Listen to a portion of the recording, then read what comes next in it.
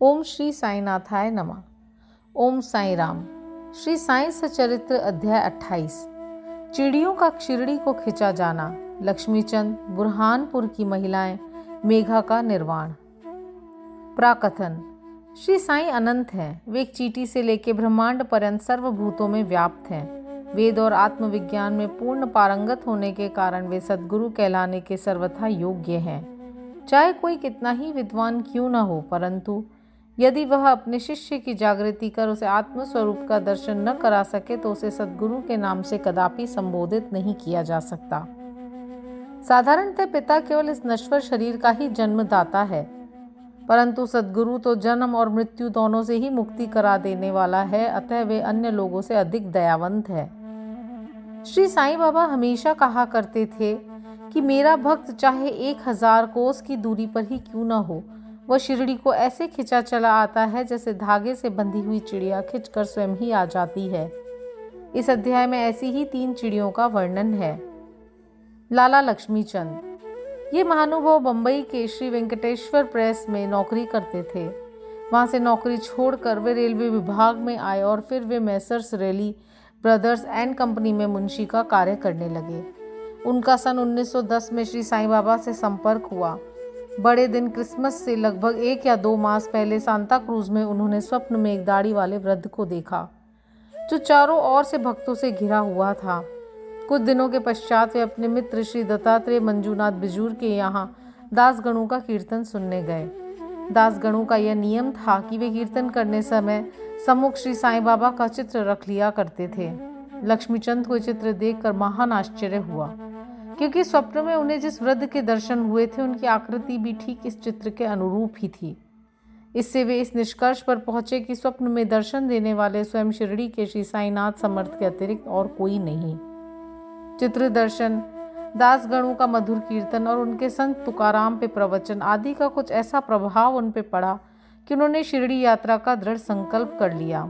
भक्तों को चिरकाल से ही ऐसा अनुभव होता आया है कि जो सद्गुरु या अन्य किसी आध्यात्मिक ज्ञान की खोज में निकलता है उसकी ईश्वर सदैव ही सहायता करते हैं।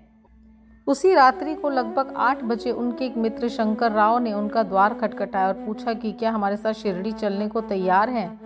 लक्ष्मीचंद के हर्ष का पारावार न रहा और उन्होंने तुरंत ही शिरडी चलने का निश्चय कर लिया। एक मारवाड़ी से 15 रुपये उधार लेकर तथा अन्य आवश्यक प्रबंध कर उन्होंने शिरडी को प्रस्थान कर दिया। रेलगाड़ी में उन्होंने अपने मित्र के साथ कुछ देर भजन भी किया। उसी डिब्बे में 4 यवन यात्री बैठे थे जो शिरडी के समीप ही अपने अपने घरों को लौट रहे थे। लक्ष्मीचंद ने उन लोगों से श्री साईं बाबा के संबंध में कुछ पूछताछ की। तब लोगों ने उन्हें बताया कि श्री साईं बाबा शिरडी में अनेक वर्षों से निवास कर रहे हैं और वे एक पहुंचे हुए संत हैं। जब वे कोपर गांव पहुंचे तो बाबा को भेंट देने के लिए कुछ अमरूद खरीदने का उन्होंने विचार किया। वे वहाँ के प्राकृतिक सौंदर्य में दृश्य देखने में कुछ ऐसे तल्लीन हुए कि उन्हें अमरूद खरीदने की सुध ही न रही। परंतु जब वे शिरडी के समीप आए तो यकायक उन्हें अमरूद खरीदने की स्मृति हो आई। इसी बीच उन्होंने देखा कि वृद्धा टोकरी में अमरूद लिए टांगे के पीछे पीछे दौड़ती चली आ रही है। यह देख उन्होंने टांगा रुकवाया और उनमें से कुछ बढ़िया अमरूद खरीद लिए। तब वह वृद्धा उनसे कहने लगे कि कृपा कर ये शेष अमरूद भी मेरी ओर से बाबा को भेंट कर देना। यह सुनकर तत्क्षण ही उन्हें विचार हो आया कि मैंने अमरूद खरीदने की जो इच्छा पहले की थी और जिसे मैं भूल गया था, उसी की इस वृद्धा ने पुनः स्मृति करा दी है। श्री साईं बाबा के प्रति उसकी भक्ति देख वे दोनों बड़े चकित हुए। लक्ष्मीचंद ने यह सोच के कि हो सकता है कि स्वप्न में जिस वृद्ध के दर्शन मैंने किए थे उनकी यह कोई रिश्तेदार हो, और वे आगे बढ़े। शिरडी के समीप पहुंचने में उन्हें दूर से मस्जिद में फहराती ध्वजाएं दिखाई दी, जिन्हें देख प्रणाम कर अपने हाथ में पूजन सामग्री लेकर वे मस्जिद पहुंचे और बाबा का यथाविधि पूजन कर वे द्रवित हो गए। उनके दर्शन कर वह अत्यंत आनंदित हुए तथा उनके शीतल चरणों में ऐसे लिपटे जैसे एक मधुमक्खी कमल के मकरंद की सुगंध से मुग्ध होकर उससे लिपट जाती है। तब बाबा ने उनसे जो कुछ कहा उसका वर्णन हेमात्मन में अपने मूल ग्रंथ में इस प्रकार किया है। साले रास्ते में भजन करते और दूसरे आदमी से पूछते, दूसरे से क्या पूछना, सब कुछ अपनी आंखों से देखना, काहे को दूसरे आदमी से पूछना। सपना क्या झूठा है या सच्चा, कर लो अपना विचार आप। मारवाड़ी से उधार लेने की क्या जरूरत थी, हुई क्या मुराद पूरी। ये शब्द सुन के उनकी सर्वव्यापकता पर लक्ष्मीचंद को बड़ा अचंभा हुआ। वे बड़े लज्जित हुए कि घर से शिरडी तक मार्ग में जो कुछ हुआ उसका उन्हें सब पता है। इसमें विशेष ध्यान देने योग्य बात केवल यही है कि बाबा यह नहीं चाहते थे कि उनके दर्शन के लिए कर्ज लिया जाए या तीर्थ यात्रा में छुट्टी मनाएं। सांझा उपमा। दोपहर के समय जब लक्ष्मीचंद भोजन को बैठे थे तो उन्हें एक भक्त ने सांझे का प्रसाद लाकर दिया, जिसे पाकर वे बड़े प्रसन्न हुए। दूसरे दिन भी वे सांझा की आशा लगाए बैठे रहे, परंतु किसी भक्त ने वह प्रसाद न दिया, जिसके लिए वे अति उत्सुक थे। तीसरे दिन दोपहर की आरती पर बापू साहेब जोग ने बाबा से पूछा कि नैवेद्य के लिए क्या बनाया जाए। तब बाबा ने उनसे सांझा लाने को कहा। भक्तगण तो बड़े बर्तनों में सांझा भर के ले आए। लक्ष्मीचंद को भूख भी अधिक लगी थी, साथ ही उनकी पीठ में दर्द भी था। बाबा ने लक्ष्मीचंद से कहा, हेमाद पंत ने मूल ग्रंथ में इस प्रकार वर्णन किया है, तुमको भूख लगी है, अच्छा हुआ। कमर में दर्द भी है, लो सांझे की ही करो दवा। उन्हें पुनः अचंबा हुआ कि मेरे मन के समस्त विचारों को उन्होंने जान लिया है, वस्तुतः वे सर्वज्ञ हैं। कुदृष्टि। इसी यात्रा में एक बार उनको चावड़ी का जुलूस देखने का भी सौभाग्य प्राप्त हुआ। उस दिन बाबा कफ से अधिक पीड़ित थे। उन्हें विचार आया कि इस कफ का कारण शायद किसी की नज़र लगी हो। दूसरे दिन प्रातःकाल जब बाबा मस्जिद को गए तो श्यामा से कहने लगे कि कल जो मुझे कफ से पीड़ा हो रही थी उसका मुख्य कारण किसी की कुदृष्टि ही है। मुझे तो ऐसा प्रतीत होता है किसी की नज़र लग गई है, इसलिए पीड़ा मुझे हुई है। लक्ष्मीचंद के मन में जो विचार उठ रहे थे वही बाबा ने भी कह दिए। बाबा की सर्वज्ञता के अनेक प्रमाण तथा भक्तों के प्रति उनका स्नेह देखकर लक्ष्मीचंद बाबा के चरणों पर गिर पड़े और कहने लगे कि आपके प्रिय दर्शन से मेरे चित्त को बड़ी प्रसन्नता हुई है। मेरा मन आपके चरण कमल और भजनों में ही लगा रहे। आपके भव भय नाशक चरणों का स्मरण करते हुए मेरा जीवन आनंद से व्यतीत हो जाए, ऐसी मेरी आपसे विनम्र प्रार्थना है। बाबा से आशीर्वाद तथा उदी लेकर वे मित्र के साथ प्रसन्न और संतुष्ट होकर मार्ग में उनकी कीर्ति का गुणगान करते हुए घर वापस लौट आए और सदैव उनके अनन्य भक्त बने रहे। शिरडी जाने वालों के हाथ में उनको हार, कपूर और दक्षिणा भेजा करते थे। बुरहानपुर की महिला। अब हम दूसरी चिड़िया भक्त का वर्णन करेंगे।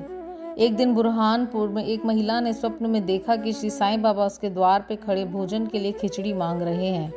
उन्होंने उठकर देखा तो द्वार पे कोई भी नहीं था, फिर भी वह प्रसन्न हुई और उन्होंने स्वप्न अपने पति तथा अन्य लोगों को सुनाया। उसका पति डाक विभाग में नौकरी करता था। वे दोनों ही बड़े धार्मिक थे। जब उनका स्थानांतरण अकोला महाराष्ट्र को हुआ तो दोनों ने शिरडी जाने का भी निश्चय किया और एक शुभ दिन उन्होंने शिरडी को प्रस्थान कर दिया। मार्ग में गोमती तीर्थ होकर वे शिरडी पहुंचे और वहां 2 मास तक ठहरे। प्रतिदिन वे मस्जिद जाते और बाबा का पूजन कर आनंद से अपना समय व्यतीत करते थे। यद्यपि दंपति खिचड़ी का नैवेद्य भेंट करने को ही आए थे, परंतु किसी कारणवश उन्हें 14 दिनों तक ऐसा संयोग प्राप्त न हो सका। उसकी स्त्री इस कार्य में अब अधिक विलंब न करना चाहती थी, इसलिए जब 15वें दिन वे दोपहर के समय खिचड़ी लेकर मस्जिद पहुंची तो उन्होंने देखा कि बाबा अन्य लोगों के साथ भोजन करने बैठ चुके हैं। पर्दा गिर चुका था, जिसके पश्चात किसी का साहस न था कि भीतर प्रवेश कर सके, परंतु वो एक क्षण भी प्रतीक्षा न कर सके। हाथ से पर्दा हटाकर भीतर चली गई। बड़े आश्चर्य की बात थी कि उसने देखा कि बाबा की इच्छा उस दिन सबसे पहले खिचड़ी खाने की ही थी, जिसकी उन्हें आवश्यकता भी थी। जब वह थाली लेकर भीतर आई तो बाबा को बड़ा हर्ष हुआ और उसी में से खिचड़ी के ग्रास लेकर खाने लगे। बाबा की ऐसी उत्सुकता देख प्रत्येक को बड़ा आश्चर्य हुआ और जिन्होंने ये खिचड़ी की वार्ता सुनी उन्हें भक्तों के प्रति बाबा का असाधारण स्नेह देख बड़ी प्रसन्नता हुई। मेघा का निर्वाण। अब तृतीय पक्षी की चर्चा सुनिए। बीरम गांव, खेड़ा जिला, गुजरात का रहने वाला मेघा अत्यंत सीधा और अनपढ़ व्यक्ति था। वह राव बहादुर हरिविनायक साठे के रसोई का काम किया करता था। वह शिवजी का परम भक्त था और सदैव पंचाक्षरी मंत्र नमः शिवाय का जाप किया करता था। संध्या उपासना आदि का उसे कुछ भी ज्ञान नहीं था, यहाँ तक कि वह संध्या के मूल गायत्री मंत्र को भी नहीं जानता था। राव बहादुर साठे का उस पर अत्यंत स्नेह था, इसलिए उन्होंने उसे संध्या की विधि तथा गायत्री मंत्र की शिक्षा दी।